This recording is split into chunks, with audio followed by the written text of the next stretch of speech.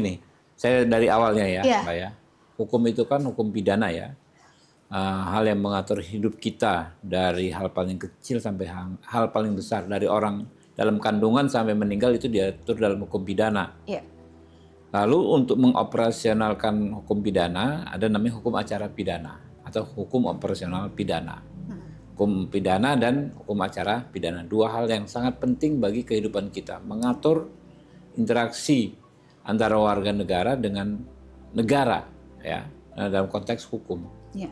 Nah, selama ini ya sebelum 2026 KUHP itu kan kita tahu produk kolonial Belanda.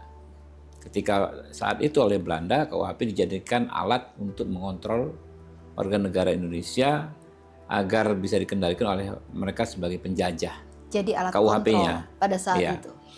Nah, lalu kita juga ada KUHP, Kitab Undang-Undang Hukum Acara Pidana yang lahirnya tahun 1981. Ya.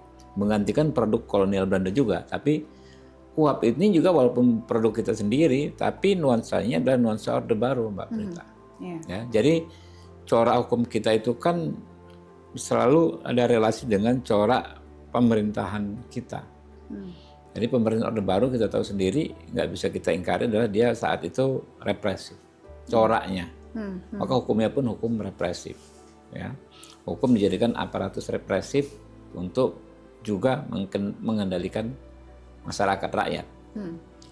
Nah, KUHP dan KUHP. Karena itu kalau Mbak Prita tanya ke mahasiswa Fakultas Hukum era 90-an, 2000-an, 80-an, itu semua tahu masalah penegakan hukum kita itu adalah paling utama ya hukumnya yang memang nggak memungkinkan lahirnya keadilan, yaitu KUHP dan KUHP.